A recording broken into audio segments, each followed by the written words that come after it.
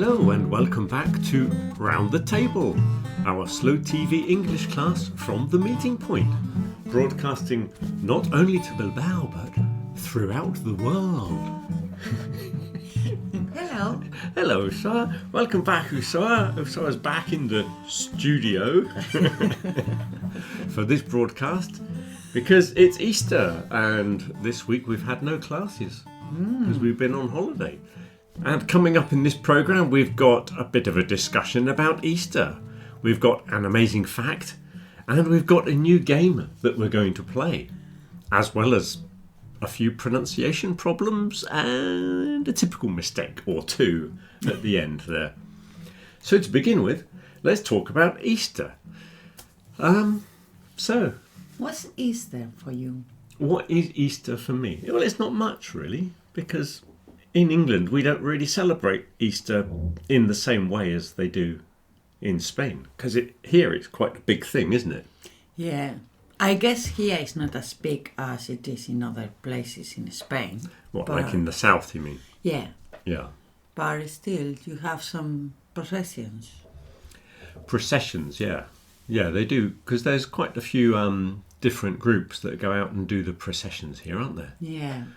But I don't know how many people would be involved in each group, because it's like different churches, isn't it? Yeah. Who wear different colours. Yeah. But it's only 50 people in each one?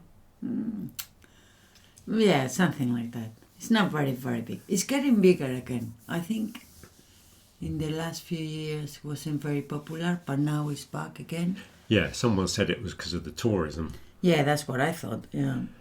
Yeah. But when we were in, where were we? Cáceres. Ah, okay. Tarragona, I was going to say. Because a couple of times we've been down south during Easter time, haven't we? During Easter holidays. Oh, one was in Valencia. That was a long one. There were thousands of people. Yeah. Thousands of people dressed as Romans and people carrying crosses and all kinds of stuff. And those big processions with carrying the statues of Jesus. Yeah. But I was going to say, when we were in Cáceres, the television was there. Oh, yeah, the TV crews were out filming it. Yeah, that's right, yeah. Yeah, Cáceres was a big one, yeah. And people were going barefoot as well, weren't they? Yeah. Walking with bare feet. And people couldn't get into their houses because the procession was there. So That's the right, police wouldn't let them in. Well, Not even going to the bar. Well, procession takes right of way, doesn't it? Yeah. Yeah. Even when they're doing it in Bilbao, I remember coming out of the meeting point and sort of being stuck there because the processions were going around and I couldn't find a way to get home. I was sort of stranded. Couldn't get through the crowds. Anyway, yeah, in England we don't have those processions, though I have seen one on TV once, and there was a statue that was about half a metre tall and being carried by about 6 people, and they went around the church and back in again, and it was all over in about 5 minutes. So where was that? I don't know where, but no, it kind of stopped. I think they used to do it in the old days before the split between Protestantism and Catholicism. Ah, okay. And during the Puritan times, when those Puritans were in charge in the middle of the 1700s, I mean the 17th century, they didn't like all of those processions and things. They didn't like anyone having fun, really. But it's not fun, the processions. It's not like Christmas when everybody's like really happy. They stopped Christmas as well for a time, and they stopped football. And theatre. Yeah, they stopped everything once. Nobody was having any fun. Oh, it's so boring. Yeah, but they took out all the imagery from the churches. That's why you don't see statues of Jesus in churches in England like you do in Spain. And the churches used to be painted inside. They used to have all like murals on the wall depicting biblical stories. And they all got painted over because they didn't like it. They thought it was overindulgence and too colourful. They didn't like that. So occasionally they find one, a medieval fresco or something. And when they remove like panelling from a wall, they find an old painting behind. And the stained glass windows You know those coloured windows in a church? Yeah. They're called stained glass, yeah. And normally they're kind of abstract designs. Mm-hmm. Occasionally you get them with people, but normally the ones that actually have people in are quite modern ones. They're replicas of old ones. Ah, okay. Because there were lots of those that were considered a bit colourful and enjoyable, and they took them out as well. So some of the older ones are actually more abstract, like the ones in there's a big one in Exeter Cathedral, with a big round window. It's kind of quite famous. Anyway, so they took out all the fun of Easter, which didn't leave us with much really. So normally we have Easter eggs. Yeah. Or children do anyway. Mm. So for adults we don't really do anything. But if you have children, you normally buy them chocolate eggs. Mm. And now there seems to be a thing called an egg hunt, where they hide eggs in the garden. You have to go and look for them. I don't know how recent that is. I think that's a recent import from maybe America or from somewhere else. Because I don't remember that happening when I was a child. But what about your chickens? Didn't they hide their eggs? My chickens used to hide their eggs, yeah. But they weren't Easter eggs, they were just eggs. But we'll talk about eggs a bit more in a minute. First off, the origins of Easter. Now, of course, you think it's all about crucifixions and things like that. But it goes back before, because Easter is a Anglo-Saxon goddess. Easter, it's Eoster or Auster or something like that originally, and she was a goddess of fertility. And this is why the Easter celebrations, if people send Easter cards, which is something they used to do as well, send little cards like Christmas cards, but the imagery that's used is always eggs, little chicks, and rabbits. Well, it's the springtime, isn't it? Yeah, and daffodils and those kind of flowers that come out early in the year. Yeah. They were on the cards as well. And that's what it is. It's about fertility and surviving the winter, really. Yeah. And the first signs of life. And that's where the eggs come in. Yeah. So it's much older than Christianity. Yeah. So Easter, or Eoster, whatever her name was, is the Anglo-Saxon version of Frieg, or whatever her name was, which is the Viking equivalent. Which brings us on to the days of the week. So, 7 days in the week, yeah. And most cultures have 7 days. I think some of the South American ones used to have a different number of days in the week, but most cultures go for 7. And do you know why? No. It's because we have the sun and the moon, and there are also 5 planets which are visible to the naked eye, which means without a telescope. Yeah. So you've got the 5 planets that people could see, plus the sun and the moon. Yeah. So Saturday, we'll start with Saturday. Saturday is from Saturn. Yeah, we have the same. Mm-hmm. Yeah, the planets correspond to all the days of the week. Yeah. And the reason they're in that order is because that's the Roman order. That was the popularized system. Okay. But our names for the days are mixed up. Yeah, they're a bit mixed, and mainly Viking, really. Maybe a bit of Anglo-Saxon, I'm not sure. But Saturday comes from Saturn. Yeah. Sunday comes from sun. The sun is correct. That is the day of sun worshipping. Yeah. And now it's just for God worshipping. But originally, sun was the more important of the gods. Monday, of course, is moon. Moon, yeah. And that's why in Spanish it's lunes, which comes from luna. Yeah. I've told people this in class and they've gone, oh yeah. They've not realised that lunes and luna go together. Yeah. And it's the moon. Tuesday, Tyr, is Thor. Or No, it's Marte. Mars, so it's Mars, yeah? Mars. Yeah, I was thinking about the English word. Yeah, so Mars is the planet, Yeah. but the Viking god that corresponds to Mars was called Tyr. Tyr, or something like that. I can't remember the exact spelling. Wednesday comes from Woden, which would be Mercury. Yeah. Mercury is the planet, and Woden was the Viking god. Thursday is Thor. Oh, Thor, yeah. That's Jupiter. Yeah, that'll be Jupiter. That's why you have Jueves. And Jupiter was also the thunder god. I think Woden was war, and Thor was thunder. Okay. Because in German, I think it's Donnerstag, which is Thunder Day. Donner is thunder in Germany, isn't it? In German. Donner und Blitzen is thunder and lightning. I'm pretty sure that Thursday is called Donnerstag, but I might be wrong. Sometimes I'm wrong, and I have to make an apology next week. So leave a message if I'm wrong about that. So, yeah. And then the wife of Thor was this Frieg character, who was the fertility goddess. So that was the Viking, Venus. Yeah. So that was the Viking name. The Anglo-Saxon name was Easter, or something like Easter. So Friday and Easter come from the same goddess. So you've got Viking and Anglo-Saxon names. Yeah. I think we've got a bit of a mixture. Yeah.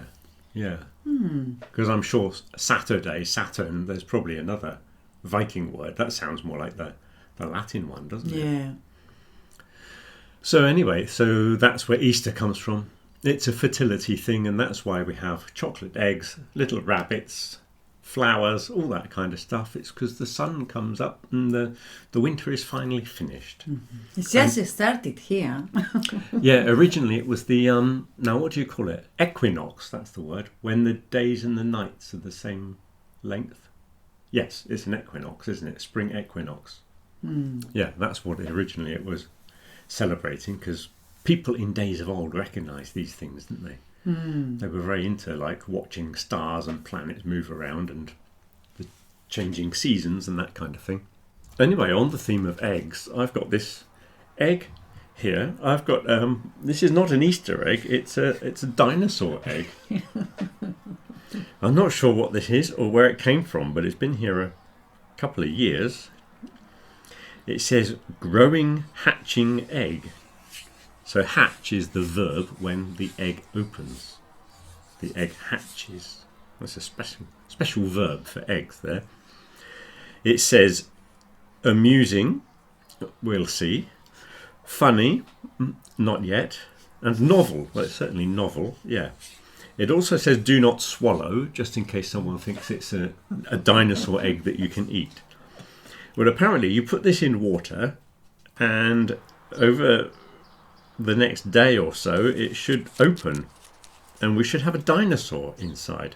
I'm not sure what kind of dinosaur it is. Judging by the label, we could have a allosaur of some kind, maybe a brachiosaurus, maybe a triceratops, or the other one that's like a triceratops, but I'm not sure. Anyway, it doesn't seem to be doing much at the moment. I put it in the water yesterday and nothing's happening, so maybe it's past its sell-by date. Yeah, I got it from the guy where we used to do the publicity, where we had our t-shirts done, yeah. Oh, that guy, yeah. Yeah, because he had some of them. I was discussing this with Marcela. We were discussing this kind of eggs, and he had some, so I got this one, and he said don't let it for too long, and I think that's like 2 or 3 years ago. But it's a dinosaur egg. It's about 160 million years old. Another couple of years won't make any difference. Do you think it's past it? Well, it's in the water, and I'll add a bit of film later if anything exciting happens to it. We might have some terrible Jurassic Park event happening here. We might. So by the time you're listening to this podcast, we might have been eaten by a dinosaur of some sort. Anyway, that's novel. It's definitely novel. We'll find out if it's amusing or funny later on. Anyway, on the thing of hatching and eggs hatching out reminds me of a very interesting or amazing fact. Let's have an amazing fact.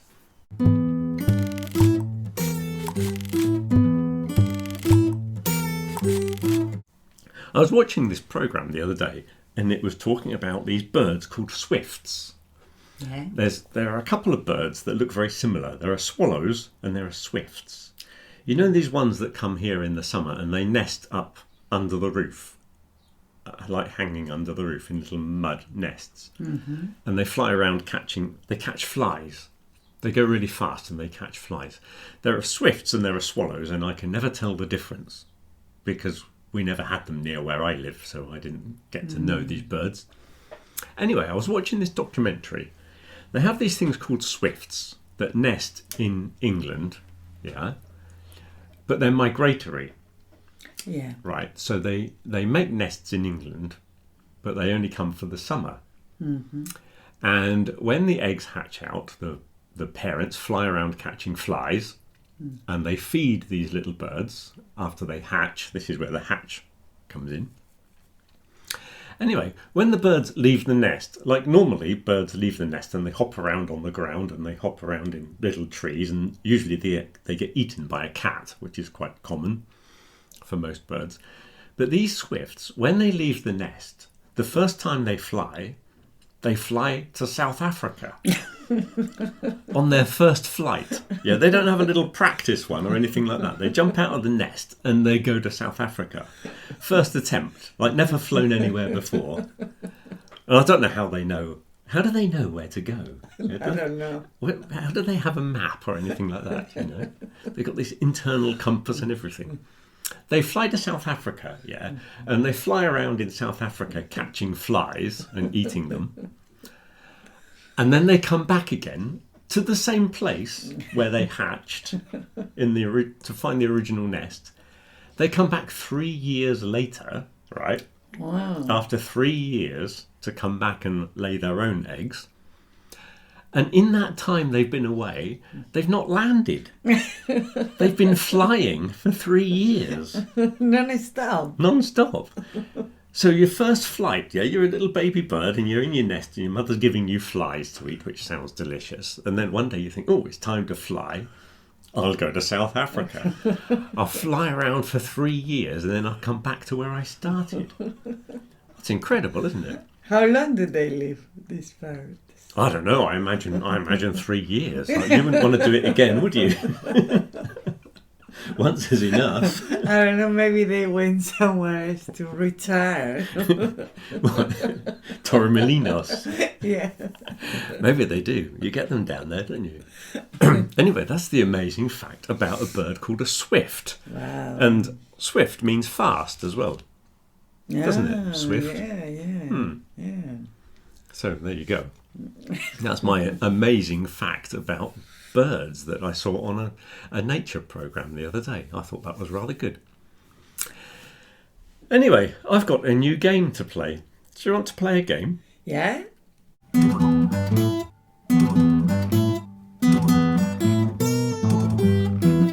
Yeah? What is it then? So this is the abbreviated words game. So there are lots of these words where we don't say the complete word. We like to say the beginning of the word with a Y on the end, or an IE with an E sound. So for example, we'll begin with granny, okay? Yeah. You know what a granny is? It's your grandmother. Yeah. So not many people say grandmother. You say gran or granny, yeah? But is it just your grandmother? What about your grandfather? He doesn't get abbreviated in the same way.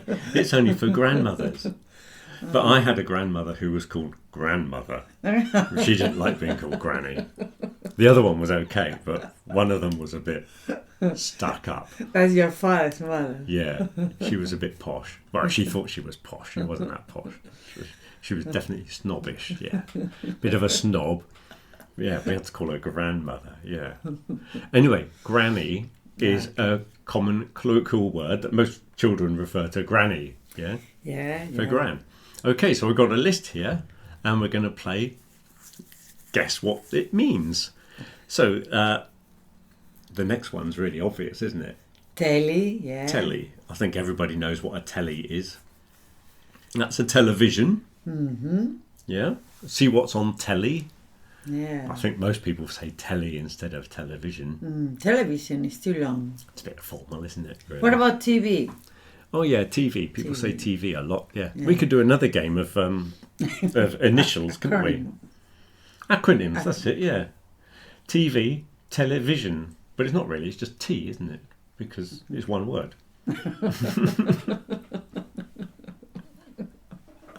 I know an even more ridiculous abbreviation. What about ID? That's a really stupid acronym, isn't it? Yeah. ID. Identification.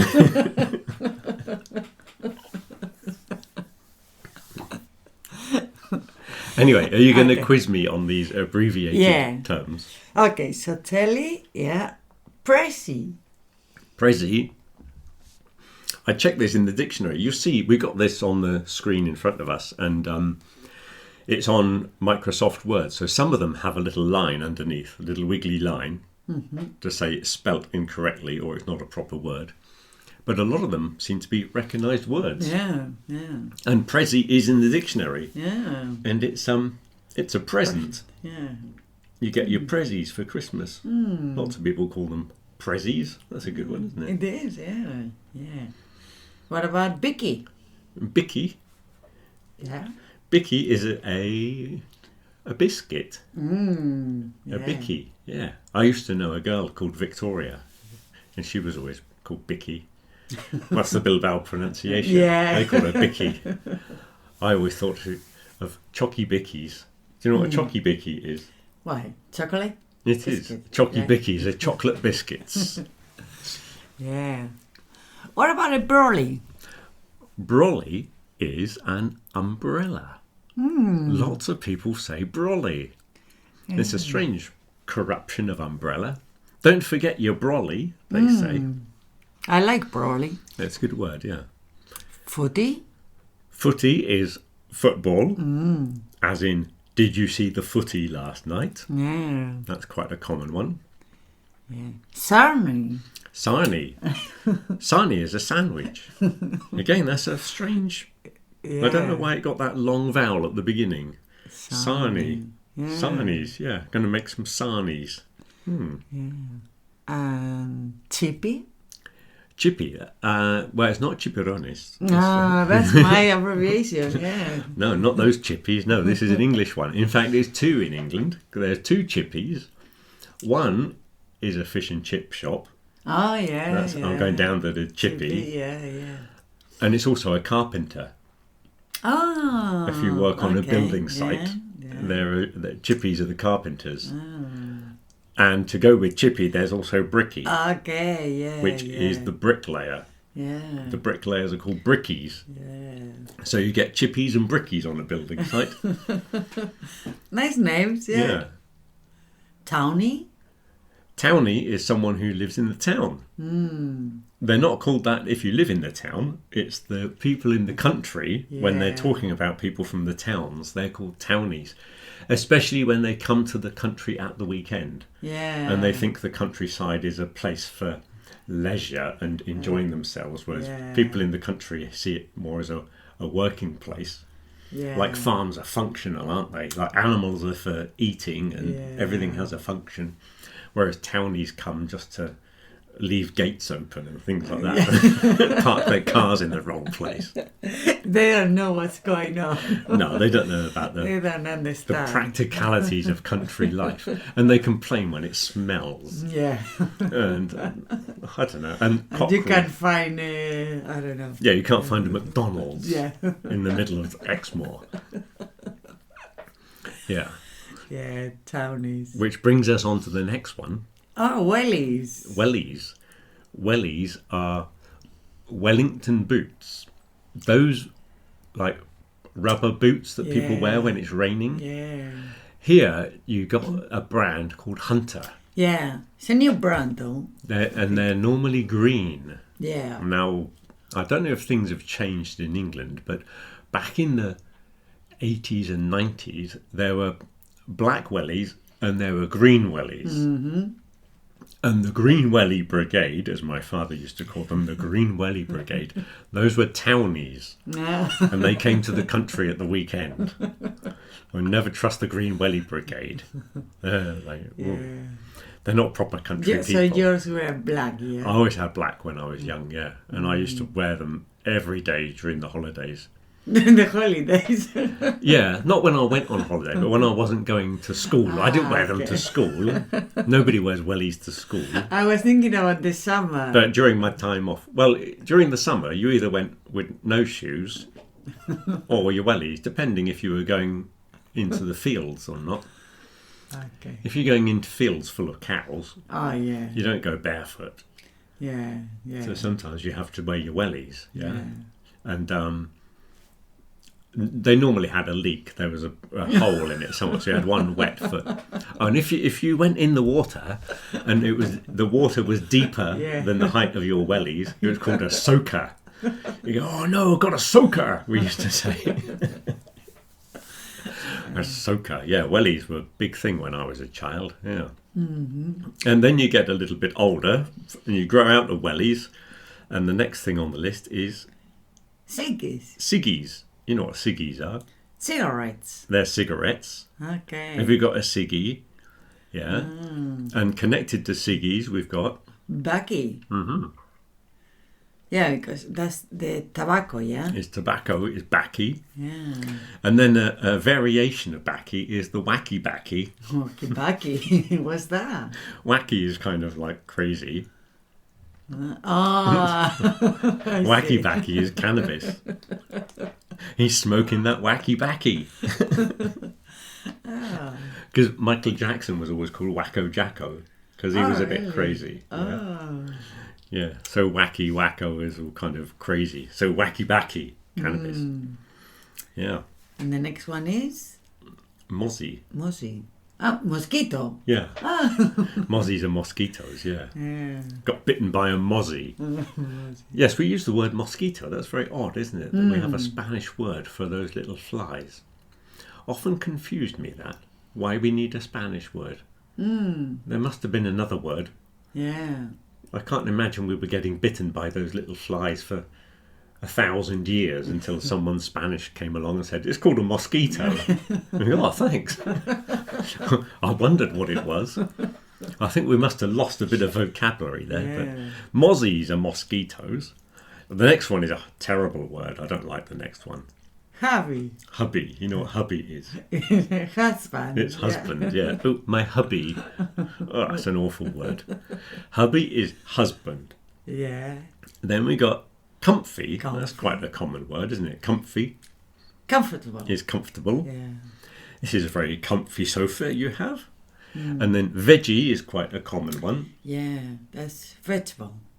It can be vegetarian. It's both, yeah. You can talk about buying some veggies, or you can say he's a veggie, meaning he's vegetarian. So vegetables and vegetarians are so veggies. Maybe people from here could start using comfy and veggie instead of going for the long, comfortable and vegetable. Yeah. So they will sound more natural. Yeah, that's true. Yeah. But if you were talking about a situation where you were comfortable in a situation, you wouldn't say comfy. Yeah. But a sofa, you could say was comfy. Yeah. Yeah? But not the situation. We don't use it in that context. But because it sounds like a comfy sounds more like a sofa more than a situation. Yeah. And it is a comfy sort of word, isn't it? It's got that sound to it, comfy. Yeah, comfy, yeah. It's soft sounding, isn't it? Yeah. Yes. So you can have a siesta there. Yeah. And then the last one on the list is a roasty, which is a roast dinner. Yeah. Which means you cook the meat and the potatoes in the oven. And sometimes it's referring to the potatoes as roasties, as opposed to any other type of potato. So roasty is what you have on a Sunday. If you're lucky, you have a roasty. Very good. And that's the end of that little game. It was good, wasn't it? Very good.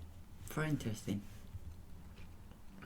Now let's look at some pronunciation problems.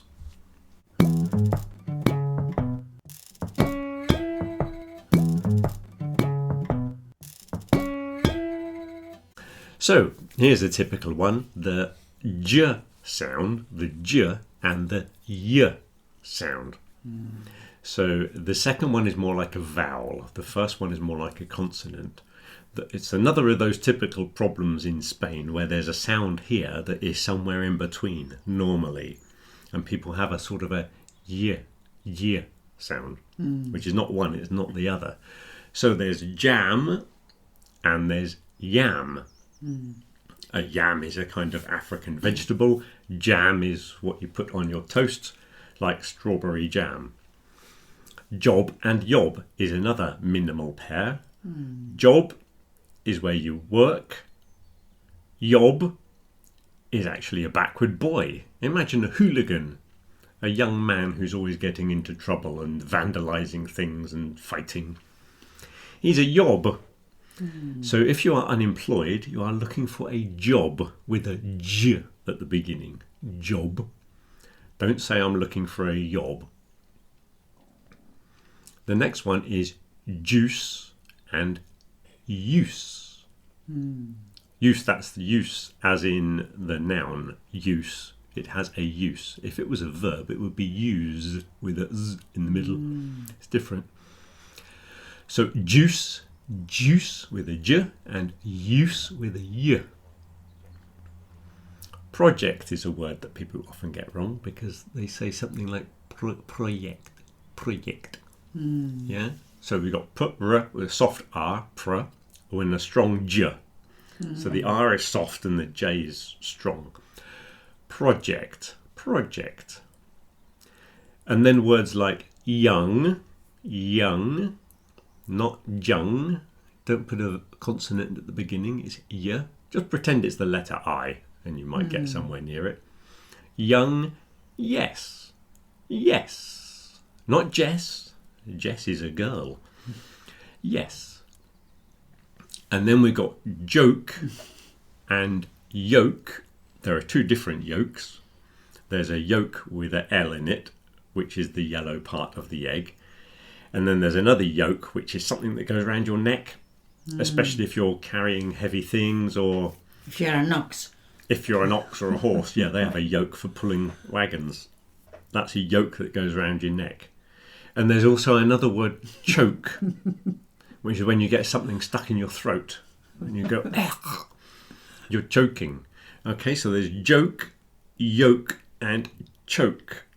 Three different sounds, and the ch, the last one, is an unvoiced version of the j on the first one. So I'm going to have to do another pronunciation problem feature on the difference between the j and the ch. But we've got three distinct sounds there. J, y, ch. Joke, yoke, choke. Okay, that's all nice and clear. Let's move on to just a couple this week of typical mistakes.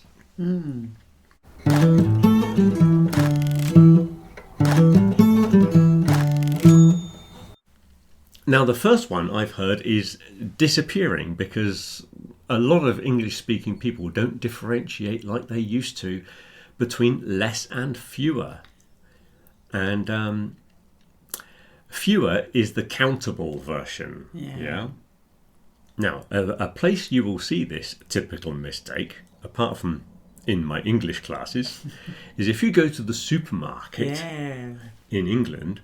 You know, when you go to the checkout to pay, there's always the fast queue, where people are not buying many things. And it says 5 items or less. Now, if you want to be particularly annoying to the people that work there, go and tell them that it should be 5 items or fewer because they're countable items.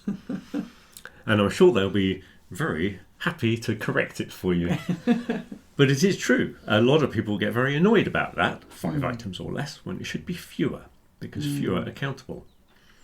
But yes, so you should, let me think, you should drink less beer and you should smoke fewer cigarettes. Yeah? But a lot of people would say less cigarettes. Yeah, fewer sounds a bit strange. Yeah, it's one of those things where the correct form sounds like the formal form. Yeah. Yeah. Because the normal way of saying things is usually incorrect. Because most people, if that makes any sense. yeah, because most people don't really read grammar books and care about these things, and it's only a few pedantic people who've studied English and looked at the grammar book. They go, "Oh no, it's not supposed to be like that. You're supposed to say it like this." But what you're supposed to do and what you really do are two different things. So this less and fewer might be something that disappears in the near future. Yeah. But we'll see. Sometimes it's very noticeable when it's wrong, and sometimes it doesn't really matter. Another one that is a bit strange, really, is this word enough. Usually, if we're using it with an adjective, we have the adjective, then enough. Yeah. So I'm not tall enough to reach the shelf. Yeah, I'm not rich enough to buy this house. Yeah. But if you have a noun, the noun would go after enough. I don't have enough money. I don't have enough time. Yeah. And that's generally true. But occasionally, people say, I don't have time enough. Instead of I don't have enough time. And there's only a couple of words that it works with, like time. For some reason, it jumps position. Enough time, time enough. But you can say both. Yeah, only with a couple of words like that. It's a strange thing. Maybe that will change in the future.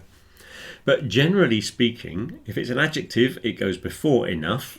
And if it's a noun, it goes after enough. Why that is, I have no idea. But that is a typical mistake. Very good. Anyway, that's about all we've got time for this wonderful Easter episode. Hope you've enjoyed the nice, sunny, slow TV backgrounds. And let's hope this dinosaur hatches out and does something interesting and funny and amusing and etc., whatever it says on the label. So, that's all we have time for anyway. So, have a good week. Till next week. Bye. Bye.